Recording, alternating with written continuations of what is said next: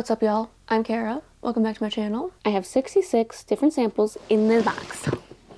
50 sheep breeds and 16 non-wool samples. Editing Kara here. When I sat down to edit today, I realized I was missing my intro clips and the clips where I roll the dice to find which samples we're doing today. So here's me telling you what samples we did in this video. BFL, or blue-faced Leicester, Clun Forest, and Coopworth were our 3 sheep breeds. And for our non-wool, we did pineapple and mulberry silk. Back to the video. A lot of these samples don't have to be prepped as much as the ones from last week. I'm going to start off with the Coopworth because I have a whole fleece of that one day is going to turn into a sweater. So I have a whole fleece of Coopworth that I washed and scoured myself, sitting in a bin over there. And maybe by the end of the year it will be a sweater, or at least maybe not a sweater, but yarn for a sweater. I feel like is more reasonable than, we'll see what happens, you know?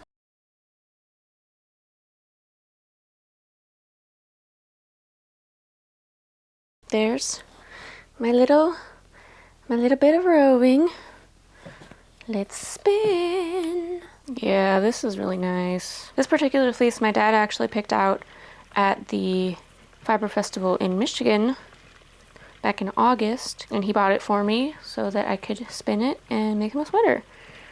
So, and that was the first fleece I washed earlier this fall. Kind of the first fleece I washed ever, actually. And I did pretty good. There's barely any lanolin left in this, which I'm really happy with, because I remember thinking like, oh, it could use like one more bath, but I don't really feel like doing another bath. And I think it will definitely make a really nice sweater. That is one of my goals for this year, to spin and knit the sweater by Christmas, but we will see what happens. The big goal is to have the sweater complete by the end of the year, but the minimum would be to have the yarn completely ready to knit. And the stretch goal would be to have the sweater done. Let's ply this bad boy. You know, I don't think I have the name of this sheep. A couple of my other fleeces, I do have the name of the sheep it came off of, but I don't think I do for this one. I don't know why, but it's so much harder for me to get a balanced yarn when I'm doing a 2-ply versus a 3-ply.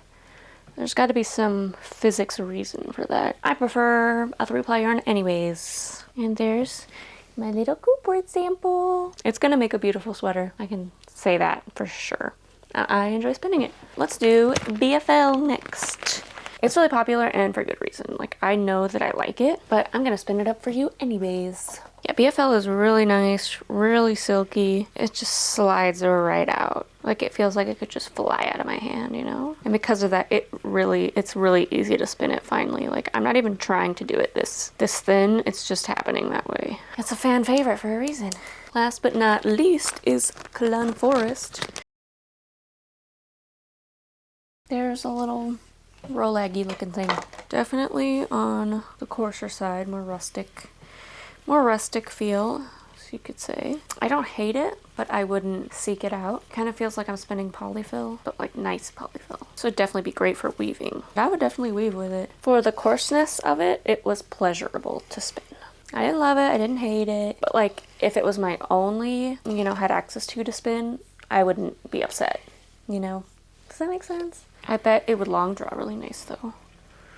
That's probably what it would prefer, but like I said last week, that is a skill that I want to learn this year. I want to learn long draw. I might take a class in it just because that's something that I have tried on my own, but like I want feedback on it. Oh, I didn't realize that the sun was glaring in like that so much. I think if I were to do like 5-star ratings, this Clun Forest would be like a 3.5. I wouldn't say it's mid. It's just not my preference. And those are 2 different things. Yeah, this would make a nice like cardigan, I think. Not next to skin, but kind of reminds me of Rauma a little bit nicer than Rauma. So that marks our 3 sheep breeds. Let's move on to our non-wool samples. So first we have pineapple, which I think this is like pineapple viscose. I don't know how much of it is I don't know if it's 100% pineapple or blended with something else. It's like flax, but silkier. I don't have much experience with plant fibers, just because that isn't a realm I've dived into yet. Like I said, I don't really know anything about this fiber. I just saw that when I was at Susan's fiber shop, and I was like, oh, that sounds weird. Let me take some with me. It's like silky but sticky at the same time. It's challenging if I draft more than I want. Like if I do draft more than I want, it's hard to like manage that down to what I do want drafted. Definitely zero elasticity in this, which is to be expected from a plant fiber. What a weird fiber that was. Move on to nicer things, shall we? Our last sample is some 100% mulberry silk. I don't know how I'm gonna feel about this. I'm already like, because I'm not a fan of, I don't know, I don't really enjoy spinning silk, like wool blends with silk in them, mainly because the silk just gets everywhere. Now I got this for a Rumpelstiltskin Halloween costume I was gonna do.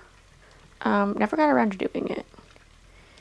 So maybe I'll do that this year. Or a bunch of us are going to the Ren Fair together in August to do a drop spindle day. So maybe I will dress up as Rumpelstiltskin and take this to spin. Or maybe I'll just get a silk blend and I wouldn't have to think about it versus this. I'm like, I gotta be locked in. If I had to pick between a roving that had silk and a roving that didn't have silk, I would pick the one without it all day long, but I do enjoy the yarn of a silk blend. But what I really don't like is when the silk isn't really blended into the fiber, where you just have like those chunks of it.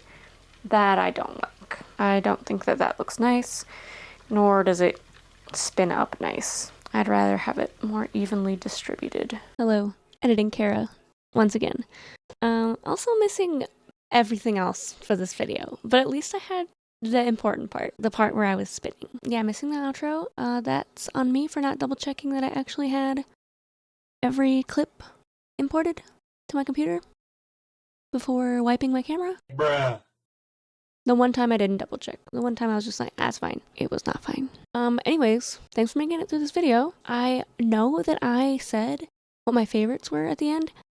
And for the wool blends, it was between the Coopworth and the BFL. And for the non-wool, it was definitely the mulberry silk over that weird pineapple. Whatever it was. Thanks for joining me on week 2 of the fiber study. Hope to catch y'all in the next one. Week 3. Will I actually manage to keep up with weekly releases of this? We will see. Because I want to do other content in addition. Because I have a couple like personal challenges I'm working on. Like a yarn buying ban, knitting through my queue that I want to talk about. Stick around and find out if I can actually get my shit together and do the things that I want to get done.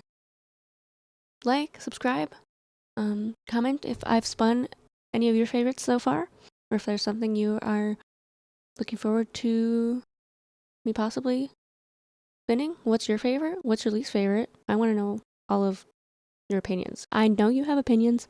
Give them to me. Yeah, and I will be posting the breed facts over on my Patreon, which is linked down below. I think that's it, folks. See you in the next one. Bye-bye.